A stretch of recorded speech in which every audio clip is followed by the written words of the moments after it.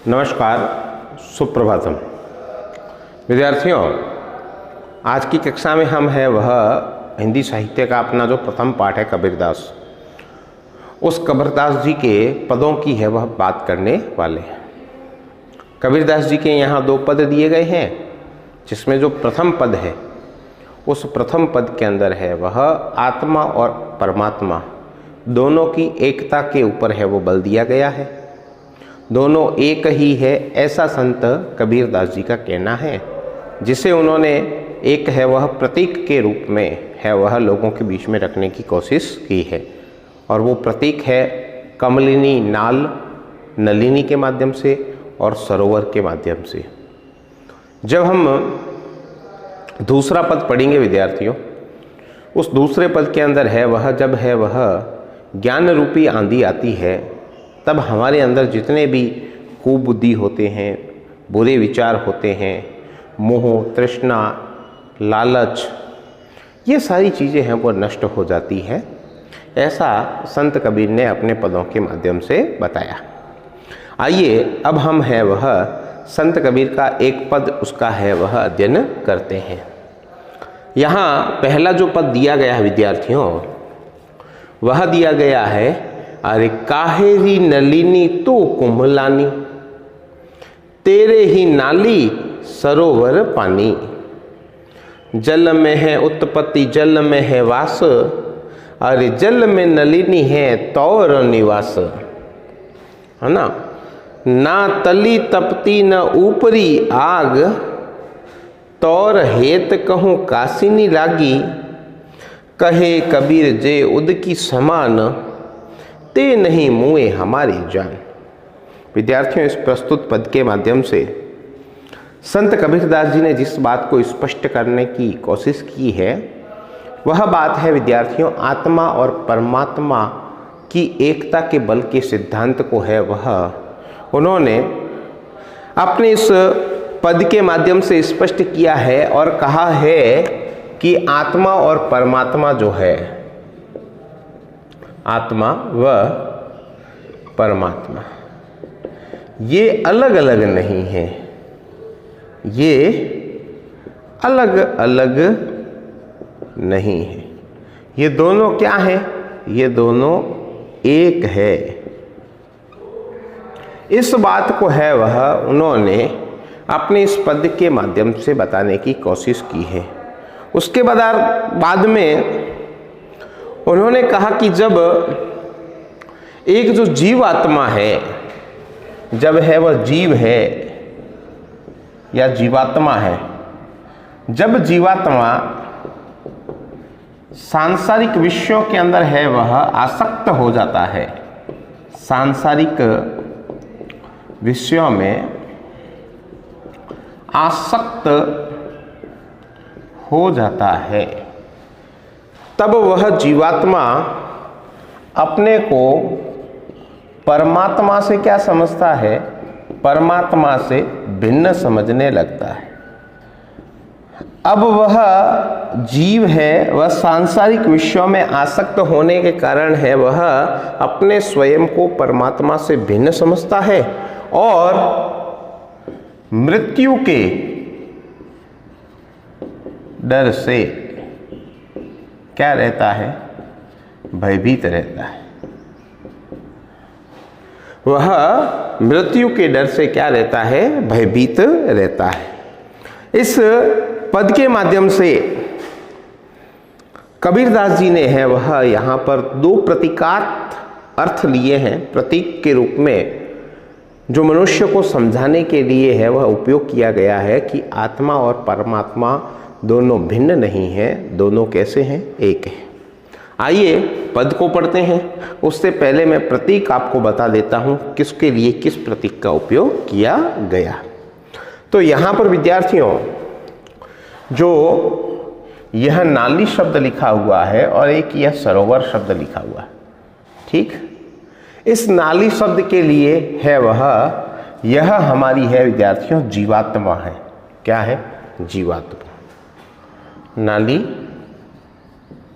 जिसे मैंने जीवात्मा कहा है। फिर दूसरा मैं कह रहा हूं विद्यार्थियों सरोवर, और यह सरोवर है वह विद्यार्थियों क्या है? परमात्मा है। प्रतीकात्मक में ये दो बात आपको ध्यान करनी है, जीवात्मा और परमात्मा। आइए बात करते हैं नलिनी के संबंध में। कबीरदास जी कहते हैं, काहेरी नलिनी तुह कुमलानी। कबीरदास जी ने अपने इस पद में यह कहा है कि हे नलिनी, नलिनी आप सबको पता है, जो हमारा कमल होता है ना, उस कमल की जो नाल होती है उसे कमलिनी नाल कहा गया है। ये जैसे मैंने आपके बीच में कमल बना रखा है, ठीक, और इस कमलिनी नाल की बात कर रहे हैं। ये नाल है जो विद्यार्थियों, अब चारों तरफ जब है वह जल ही जल है। कबीरदास जी ने कहा ये सरोवर है, तालाब है, ठीक। अब अपन सरोवर तालाब की यदि बात करें तो ये अपने आप में विद्यार्थियों किसका प्रतीक मैंने बता दिया है? यह परमात्मा है। और इस नलिनी के अंदर भी है वह जो जल है, वह किसका जल है? सरोवर का ही जल है। और इस नलिनी को हमने किसके रूप में कहा है बताइए? आत्मा के रूप में कहा है, या फिर है वो आत्मा ना कहूं तो क्या एक शब्द उपयोग में लिया है मैंने? जीव की आत्मा, एक ही बात है। कहा रे काहिरी नलिनी तुह कुमलानी, कि हे नलिनी, हे कमलिनी, तू है वह क्यों कुमलानी, यानी मुरझा रही हो, है ना, तुम मुरझा क्यों रही हो। तेरे ही नाली सरोवर पानी। अब देखिए इसके दो अर्थ निकलते हैं। एक सामान्य अर्थ जो निकलता है उसकी हम चर्चा कर रहे हैं पहले, फिर इसका जो प्रसंग के अनुसार जो प्रतीक के रूप में अर्थ निकलेगा उसकी भी चर्चा करेंगे। काहेरे नलिनी तो हुकुम लानी, हे कमलिनी नाल, तुम है वह क्यों है वह मुरझा रही हो। तेरे ही नाली सरोवर पानी, की अर्थार्थ तेरी इस नाल में, तेरी इस नाल में इसी सरोवर का क्या है? पानी है। फिर अगली पंक्ति में कहा कि जल में है उत्पत्ति, जल में है वास, जल में नलिनी है तौर निवास। अब यहां पर अगली पंक्ति में है कमलिनी को संबोधित करते हुए है वह कबीरदास जी कहते हैं कि तेरी उत्पत्ति है वह जल में हुई है, अर्थात जल में तेरी उत्पत्ति हुई है। उसके बाद में क्या कहा? और तू हमेशा जल में ही निवास करती है, और तू निरंतर जब जल में रहती है तो तू है वह क्यों मुरझा रही है भाई? जल में तो तुझे मुरझाना ही नहीं। फिर अगली पंक्ति में कबीरदास जी ने कहा कि ना तली तपती न ऊपरी आग, हे नलिनी, तुझे है वह न तो है वह तेरा तल है वह तप रहा है, न ऊपर से किसी प्रकार का है वह तप तेरे ऊपर या आग तुझे तपा रही है, फिर भी है वह तू। कमलिनी नाल को संबोधित करते हुए कहा कि फिर भी तू है वह क्यों यूं मुरझा रही है। तौर हेत कहूं कासनी लागी, ऐसा मुझे प्रतीत हो रहा है कि तुझे, तौर यानी तुझे, हेत यानी क्या होता है? प्रेम, है ना, कहूं यानी किसी से, किससे, है ना, कि कहूं यानी किससे तुम्हें कासनी लागी, ऐसा प्रतीत होता है कि तुम्हें कहीं से है वह, किसी से है वह क्या लग गया है? प्रेम लग गया है। यह कहूं, कहूं ये नहीं बता,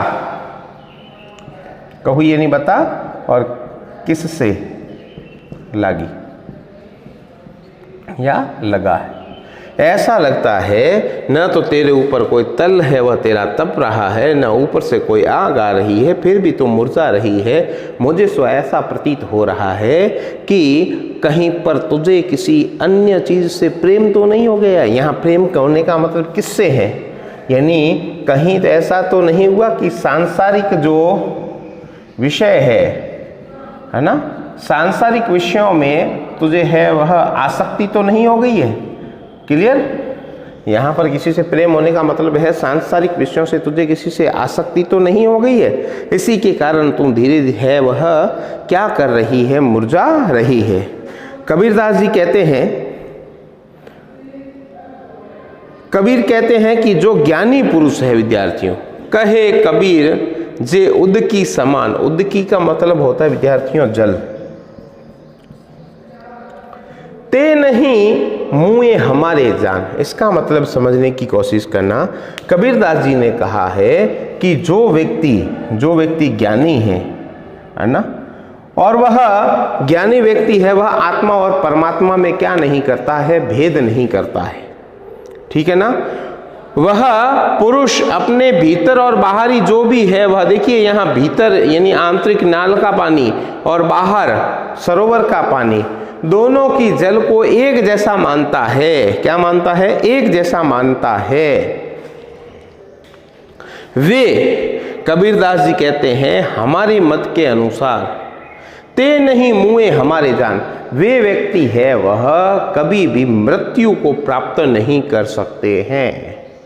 अर्थात जो जीवात्मा और परमात्मा में भेद न करके दोनों को एक मानता है, उसे कभी भी है वह मृत्यु से डर नहीं लगता। क्लियर? यह हमने है वह इसका एक सामान्य अर्थ पढ़ा। अब मुझे इसका प्रतीकात्मक अर्थ आपको बताना है। तो प्रतीकात्मक अर्थ में विद्यार्थियों यहाँ पर है वह नलिनी कहूँ या नाली कहूँ एक ही है।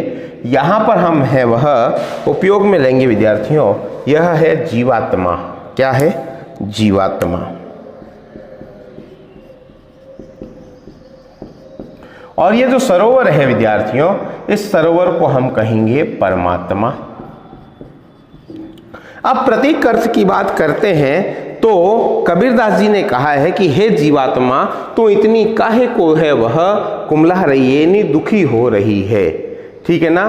तेरा मन मुरझाया हुआ सा क्यों है, और तू तो प्रतिपल है वह किसके? पार ब्रह्म परमेश्वर के क्या रहती है? संपर्क में रहती है। यानी तेरे ही नाली सरोवर पानी, अर्थात तू सदैव है वह परमात्मा के क्या रहती है? संपर्क में रहती है। बात को समझना है ना। तो है वह सदैव किसके संपर्क में रहती है? परमात्मा के संपर्क में रहती है। फिर भी है वह तो इस प्रकार से है वह क्यों मुरझा रही है? तुझे किसी प्रकार का कोई सांसारिक कष्ट तो नहीं है ना? लगता है कि तू उस पार ब्रह्म से भिन्न किसी एक अन्य से, देख लो, पार ब्रह्म से भिन्न किसी अन्य से तेने क्या लगा रखा है? प्रेम लगा रखा है, आसक्ति हो गई है, यानी सांसारिक विषय वस्तु से तेरी आसक्ति हो गई है। इसके अतिरिक्त तेरे दुखी होने का और क्या कारण हो सकता है? कबीर का कहना है कि जो ज्ञानी व्यक्ति है वह यह जानता है कि कमल दंड में स्थित जो जल है और सरोवर का जल जैसे एक ही है। देखो, सरोवर का जल एक ही है और यही सरोवर का जल है वो नाल में प्रवेश कर रहा है। तो कबीरदास जी कहते हैं जो यह जानते हैं कि नाल का जल और सरोवर का जल दोनों क्या है? एक है, अर्थात वह ज्ञानी व्यक्ति ही है, ठीक है ना। जो जानता है कि दोनों एक ही है, उसी प्रकार से विद्यार्थियों यह आत्मा और परमात्मा दोनों क्या है? एक है। और इस तत्व को जो ज्ञानी व्यक्ति जानते हैं, वह व्यक्ति कभी भी है वह मृत्यु से है वह नहीं डरते हैं, और वे अपने स्वयं को है वह अजर अमर मानते हैं। क्लियर? यह अपना जो पहला पद हुआ, इसकी व्याकरण दृष्टि से यदि हम बात करें विद्यार्थियों, तो पद के अंदर है वह प्रतीकात्मक है, वह नलिनी या नाली का प्रयोग है वह जीवात्मा के लिए हुआ है, तथा है वह सरोवर का प्रयोग है परमात्मा के लिए हुआ है। ठीक, फिर सरोवर का मतलब है जल सरोवर का ध्यान है, ठीक है। चलिए, दूसरी बात आती है, कबीर ने इस पद के अंदर, ये अन्योक्ति अलंकार का एक उदाहरण है, और कबीर ने अन्योक्ति के माध्यम से है वह आत्मा और परमात्मा के दोनों अलग न होकर के एक तत्व सिद्धांत की व्याख्या है वह इस पद में की है। फिर देखिए, व्याकरणात्मक यदि दृष्टि से हम इसको देखें तो ध्यान में आएगा कि संपूर्ण पद के अंदर है वह रूपक अतिशयोक्ति है वह अलंकार का प्रयोग हुआ है। फिर यदि मैं व्याकरण की बात करूं तो सामान्य रूप से हम लोग जानते हैं कि इसके अंदर है वह अन्योक्ति अलंकार है, अनुप्रास, कहू, कासनी, शब्द है उसके अंदर है वह क्या हो जाएगा बताइए? कहुकासिनी। ये जो शब्द आया है इस शब्द के अंदर हमारा अलंकार हो जाएगा अनुप्रास अलंकार। ठीक है ना। ये तली तप्ती शब्द है, इसमें भी अनुप्रास है। और पूरे पद के अंदर है वह हमारा अन्योक्ति अलंकार है। भाषा कैसी है विद्यार्थियों? भाषा है पंचमेल खिचड़ी। कैसी भाषा है? पंचमेल खिचड़ी। क्लियर? चलिएगा, यह था हमारा पहला पद। अब आइए विद्यार्थियों हम पढ़ते हैं दूसरे पद की ओर।